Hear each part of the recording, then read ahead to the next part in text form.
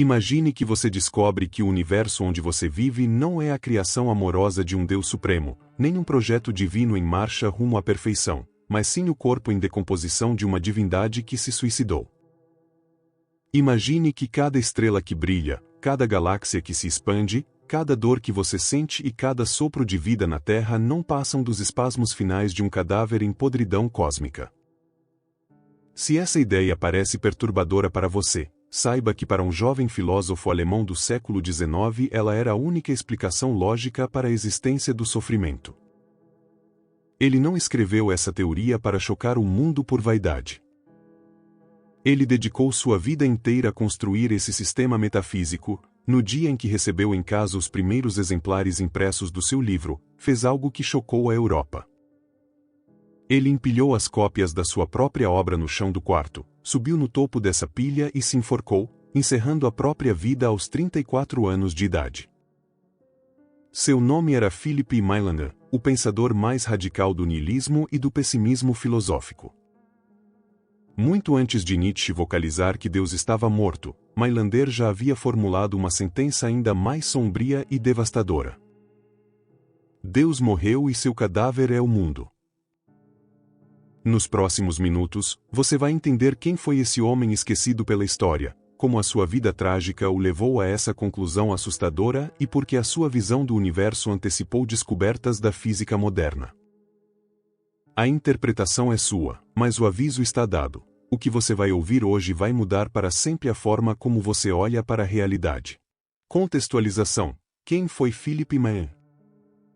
Philipp Mailander nasceu sob o nome de Philipp Batz no dia 5 de outubro de 1841, na cidade de Offenbach am Main, na Alemanha. Sua própria vinda ao mundo foi percebida por ele, mais tarde, como o primeiro sintoma da tragédia da existência. Ele era o caçula de 6 irmãos e fruto de um casamento totalmente desprovido de afeto. Sua mãe foi coagida a manter relações com o marido devido às obrigações matrimoniais e tradições morais da época, uma união forçada que gerou uma gestação indesejada. Ao crescer sabendo dessa origem marcada pela violência velada e pela falta de amor, o jovem Philipp desenvolveu uma convicção precoce e dolorosa, a de que sua própria vida era o resultado de um crime contra a paz do não-ser. Esse ambiente doméstico gélido e psicologicamente sufocante incutiu nele uma sensibilidade hipertrofiada para o sofrimento humano. Apesar de sua inclinação natural para os estudos intelectuais e para a poesia, seu pai desconsiderou suas vocações e determinou que ele seguisse o caminho prático do comércio. Em 1856, aos 15 anos, Philipp foi enviado para a Escola Superior de Comércio em Frankfurt. 2 anos depois, em 1858, transferiu-se para Nápoles, na Itália, para trabalhar como correspondente comercial. Foi no cenário italiano que sua vida sofreu uma reviravolta irreversível. Enquanto desempenhava suas funções burocráticas durante o dia, dedicava as noites ao aprendizado do italiano e à leitura fervorosa de grandes autores como Dante Alighieri, Giovanni Boccaccio e o poeta pessimista Giacomo Leopardi. No entanto, o verdadeiro divisor de águas ocorreu aos 19 anos, quando ele encontrou a obra-prima de Arthur Schopenhauer, O Mundo como Vontade e Representação. A leitura operou nele uma conversão metafísica absoluta, convencendo-o de que a dor não era um acidente de percurso, mas a própria essência da realidade material. Após passar 5 anos na Itália, Philipp acumulou uma modesta quantia em dinheiro e retornou à Alemanha para trabalhar no setor bancário em Berlim, ingressando no prestigiado Banco J. Magnus. Seu objetivo nunca foi enriquecer ou fazer carreira no mercado financeiro, mas sim alcançar a independência econômica necessária para abandonar o comércio e dedicar cada segundo de sua vida à construção de um sistema filosófico próprio. Quando a falência dos negócios de seu pai e a subsequente morte deste abalaram a família, Philipp usou parte de sua herança para garantir seu sustento básico. Em 1874, para cumprir suas obrigações militares e testar sua disciplina física, ele alistou-se voluntariamente no regimento de cavalaria dos couraceiros de Halberstadt. Foi justamente no ambiente severo e exaustivo do quartel militar que Mailander escreveu a maior parte de sua grande obra. Sob um estado de febre intelectual constante, escrevendo até altas horas da noite em cadernos amassados após longas marchas de cavalaria, ele elaborou um sistema que pretendia corrigir e superar a filosofia de Schopenhauer. Para evitar represálias de seus empregadores bancários e proteger a reputação de sua família, ele adotou o pseudônimo de Philip Mailander, uma homenagem afetuosa à sua terra natal nas margens do rio Main. Ele não via a escrita daquele livro como uma simples ambição acadêmica, mas como um dever sagrado. Ele acreditava que, uma vez expressa a verdade sobre o suicídio de Deus e o destino final do cosmos, sua missão na Terra estaria concluída. Em fevereiro de 1876, exausto fisicamente, sem recursos financeiros e convencido de ter atingido o auge de sua clareza mental, Mailander concluiu o manuscrito do primeiro volume de A Filosofia da Redenção. Ele instruiu a editora a entregar os exemplares impressos diretamente em sua residência em Offenbach. Na noite do dia 31 de março de 1876, aos 34 anos, ele recebeu as caixas contendo a obra de sua vida.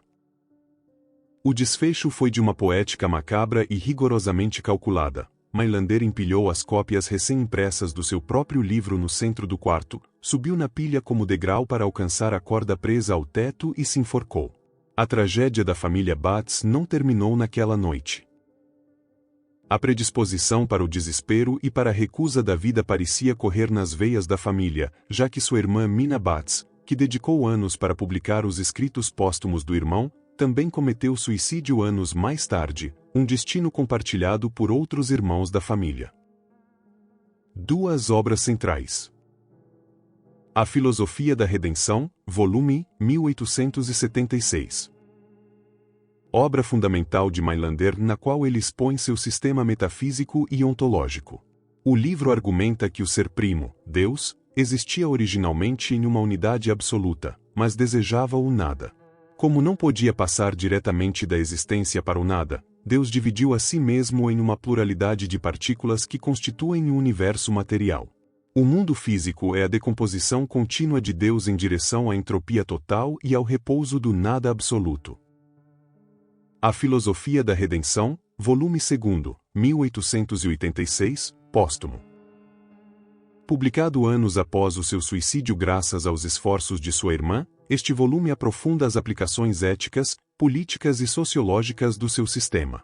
Mailander analisa a história da filosofia, critica a física de sua época e examina a política contemporânea, argumentando que o socialismo e a igualdade material seriam alcançados no futuro, mas que essa mesma plenitude social revelaria à humanidade o vazio absoluto da existência, levando a uma libertação coletiva pelo fim da reprodução. Principais pontos de reflexão. A metafísica do suicídio divino. Ao contrário de todas as tradições teológicas e filosóficas que enxergam a criação do universo como um ato de amor supremo, expansão ou transbordamento de vida, Philip Mailander apresenta uma premissa assustadora. O surgimento do cosmos foi o primeiro e único ato de voluntário suicídio da história. Para o filósofo, antes do tempo existia apenas o ser primo, uma divindade simples e indissolúvel. No entanto, ao contemplar a sua própria existência imutável, Deus compreendeu que a não existência era infinitamente superior ao ser. Incapaz de simplesmente aniquilar sua essência infinita de forma imediata por limitações de sua própria natureza, a divindade encontrou um método indireto de destruição. Ela fragmentou sua unidade em um universo finito de matéria, tempo e espaço. A criação da realidade material não foi um gesto de fertilidade, mas a estratégia calculada por Deus para se decompor gradualmente até o nada absoluto. A criação sujeita à decomposição e à ilusão da vida. A intuição de que a realidade física é um palco de desgaste contínuo e dor inevitável encontra ressonância em passagens das próprias escrituras bíblicas, ainda que Mailander desmonte qualquer ilusão de salvação espiritual presente nelas. No livro de Eclesiastes 1:2, a constatação é direta ao decretar: vaidade de vaidades, diz o pregador, vaidade de vaidades, tudo é vaidade. Essa inutilidade das coisas terrenas é aprofundada em Romanos 8:20-22, onde o texto sagrado reconhece que a criação foi sujeita à vaidade e que a criação inteira geme e está juntamente com dores de parto até agora. Para o olhar rigoroso de Mailander, esse gemido universal não representa a expectativa pelo nascimento de um novo céu. mas a evidência empírica de que a matéria criada está presa a um processo irreversível de degradação. O sofrimento da criação é o eco do desmonte do próprio cosmos. A vontade de morrer como motor da natureza. Arthur Schopenhauer construiu seu sistema afirmando que o universo era movido por uma vontade de viver cega, insaciável e irrefriável. Mailander realiza uma correção cirúrgica na tese de seu mestre ao demonstrar que Schopenhauer cometeu um engano de interpretação. O verdadeiro motor que impulsiona o universo não é o desejo de permanecer vivo, mas a vontade de morrer, Willens und Tod. Toda a agitação que observamos na natureza, a luta desesperada dos animais pela sobrevivência, a busca dos vegetais por luz e a fúria das ambições humanas são apenas táticas indiretas e disfarçadas para gastar a energia residual da matéria. A vida não é o oposto da morte, é apenas o caminho mais longo, lento e sinuoso que a energia individual percorre para queimar suas forças e finalmente alcançar o repouso definitivo. O sofrimento humano como fragmento do açoite divino. Dentro da arquitetura filosófica de Mailander, o sofrimento que devasta a existência humana não pode ser explicado como uma punição divina por erros morais ou um teste para lapidar o caráter do indivíduo. A dor não é um acidente na experiência humana, mas a própria substância que nos constitui. Sendo cada pessoa um fragmento consciente do corpo moribundo de Deus, nossa angústia psicológica, nossos medos e nossas dores físicas são as forças de atrito produzidas pelas partículas divinas em colisão. Quando o ser humano chora ou adoece, ele não está sofrendo sozinho, ele está experimentando em sua carne o processo de desintegração da divindade que se estilhaçou no tempo. O antinatalismo ético como ato de compaixão. A consequência prática e moral mais contundente do pensamento de Mailander é a rejeição categórica da reprodução humana. Se o universo é o cadáver de Deus em decomposição e se a existência é sinônimo de sofrimento inevitável, colocar um novo indivíduo no mundo representa um ato de profunda crueldade e egoísmo. Ao procriar, o ser humano atua como um cúmplice do prolongamento da agonia cósmica, condenando uma nova consciência às correntes do sofrimento. A verdadeira ética da compaixão, sob a ótica de Mailander, exige o celibato consciente e a recusa em perpetuar a espécie, acelerando o momento em que a humanidade cessará de existir e abraçará a paz imutável do não-ser. A fragilidade da existência e o silêncio celestial. A caducidade da vida humana descrita por Mailander dialoga intensamente com a poesia trágica presente na literatura bíblica. Em Jó 14. 1-2, o sofrimento humano é resumido com amargura. O homem, nascido da mulher, é de poucos dias e cheio de inquietação. Sai como a flor, e se seca. Foge também como a sombra, e não permanece. Essa transitoriedade não afeta apenas a humanidade, mas estende-se à própria estrutura do cosmos, como indica o Salmo 102, 25-26 ao declarar que a terra e os céus perecerão, todos eles, como um vestido, envelhecerão. Enquanto a fé religiosa busca refúgio na ideia de um Criador que permanece imutável acima desse desgaste, a filosofia de Mailander revela que não existe um tecelão para remendar o tecido do universo, pois o próprio Deus é o tecido que está envelhecendo e se desfazendo em pó. A antecipação histórica da segunda lei da termodinâmica. Um dos feitos teóricos mais extraordinários de Mailander foi ter traduzido em termos metafísicos uma das maiores descobertas da ciência física do século XIX. Na mesma época em que ele escrevia seus textos, a física formulava o conceito de entropia e a segunda lei da termodinâmica, que prova que todos os sistemas fechados evoluem irreversivelmente da ordem para a desordem, dissipando energia útil até a exaustão. O que a ciência moderna define como a morte térmica do universo, o estado no qual todas as estrelas se apagarão, a energia se nivelará ao zero absoluto e todo o movimento cessará, é a confirmação exata da intuição de Mailander. O cosmos é uma máquina cujo combustível original está se esgotando até a quietude do nada. O fardo da consciência como cume da decomposição. Diferente das correntes humanistas que celebram a razão e a consciência como conquistas nobres da evolução, Mailander considera o surgimento da mente humana como o ponto mais doloroso do processo entrópico. A consciência não é um presente divino, mas o momento em que a matéria em decomposição se torna capaz de sentir a própria decadência. No ser humano, o cadáver de Deus ganha olhos para ver a sua própria ruína e mente para compreender a sua própria finitude. Quanto mais lúcido e inteligente é um indivíduo, mais profundamente ele percebe a futilidade de todas as ambições terrenas, tornando a razão um instrumento supremo de tormento existencial. O socialismo pessimista e o fim das ilusões políticas. Mailander mantinha um interesse genuíno pelas lutas sociais e pelo pensamento político de seu tempo, prevendo que a humanidade eventualmente alcançaria uma sociedade socialista perfeitamente organizada, sem classes e sem miséria material. No entanto, sua visão sobre essa utopia era desprovida de qualquer otimismo ingênuo. Para ele, a conquista do bem-estar social não traria a felicidade eterna, mas sim a revelação final do vazio. Enquanto as pessoas lutam contra a fome, a guerra e a pobreza, elas alimentam a ilusão de que seriam felizes se tivessem suas necessidades básicas atendidas. Quando a sociedade ideal erradicar todas as injustiças econômicas, o ser humano ficará frente a frente com o tédio absoluto e perceberá que a própria existência é o verdadeiro problema. O suicídio filosófico como coerência suprema. A decisão de Mailander de encerrar a própria vida aos 34 anos não deve ser lida como um impulso de desespero psicológico ou fraqueza emocional, mas como a conclusão estritamente lógica de todo o seu sistema de pensamento. Tendo dedicado sua juventude a organizar a mecânica da redenção cósmica, ele considerou que sua cota de energia no processo de decomposição divina havia sido cumprida no instante em que concluiu sua obra. Subir na pilha de exemplares de seu próprio livro recém-impresso para ajustar a corda no pescoço foi um ato de fria e calculada fidelidade às suas premissas.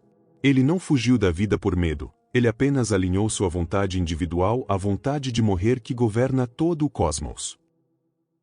A sombra projetada sobre Nietzsche e o niilismo europeu. Embora o nome de Mailander tenha sido mantido às margens da história acadêmica oficial, sua obra lançou uma sombra longa e incômoda sobre os filósofos que o sucederam. Friedrich Nietzsche leu com atenção a filosofia da redenção e ficou profundamente perturbado pela coerência assustadora do texto. Toda a filosofia posterior de Nietzsche, incluindo a formulação do super-homem, a afirmação incondicional da vida e a ideia do amor fati, pode ser interpretada como um esforço desesperado para construir uma resposta à armadilha lógica deixada por Mailander. O confronto entre a celebração vital de Nietzsche e o pessimismo absoluto de Mailander permanece como o debate central sobre o sentido da existência no mundo contemporâneo. Análise da frase: Deus morreu e seu cadáver é o mundo. Mailander constrói esta afirmação com uma precisão cirúrgica e aterrorizante. Ao pronunciar a expressão Deus morreu, ele estabelece um divisor de águas na metafísica ocidental. Para o filósofo, a morte de Deus não é um evento histórico provocado pelos homens, nem o resultado do avanço da ciência sobre a religião. Trata-se do evento primordial da existência. A divindade original, incapaz de suportar o peso do seu próprio ser e desejando o repouso absoluto do nada, cometeu o ato supremo de se extinguir. A morte de Deus não é uma metáfora para a perda da fé, é um fato ontológico que deu origem ao tempo e ao espaço. A segunda parte da sentença, e seu cadáver, revela a natureza mais profunda e sombria da matéria. Um cadáver não possui vida própria, ele é o resto inerte de algo que já foi pleno, uma estrutura em processo inevitável de degradação, decomposição e podridão. Ao qualificar o cosmos como um despojo mortal, Mailander retira de toda a criação qualquer caráter sagrado ou divino imaculado. A matéria que compõe as pedras, as águas, os planetas e os corpos humanos nada mais é do que os restos mortais em dissipação de uma divindade que deixou de existir. A conclusão é: o mundo fecha a equação metafísica com uma clareza implacável. O universo em que caminhamos, amamos, sofremos e morremos não é um templo ordenado, mas um necrotério em movimento. Tudo o que chamamos de realidade física, desde o nascimento de uma estrela até a agonia de um ser vivo, representa a dinâmica dessa decomposição contínua. Olhar para o mundo com os olhos de Mailander é compreender que a existência não é um presente divino, mas o desdobramento lento do fim de Deus. A pergunta inquietante que esta frase lança para a história é se você tem a coragem de encarar a realidade sem as ilusões do consolo metafísico. Se você chegou até aqui, já fez o que Philip Mailander considerava o ato mais raro e desafiador. olhou diretamente para a escuridão da existência sem buscar o refúgio de ilusões fáceis. Independentemente de você concordar com esse pessimismo radical ou rejeitá-lo totalmente, o simples exercício de confrontar essa ideia já transforma a sua percepção da realidade. Deixe o seu like se este vídeo provocou reflexões profundas em você, seja perturbando suas certezas ou expandindo seus horizontes filosóficos. E comenta abaixo, você acha que o universo realmente caminha para uma decomposição sem sentido, ou acredita que existe um propósito maior escondido por trás do sofrimento humano? Aqui no canal Ensinamentos Brilhantes, não fugimos das perguntas difíceis e nem entregamos respostas confortáveis. A nossa busca é pelo conhecimento sem filtros. Inscreva-se para mais análises como esta. Até o próximo vídeo.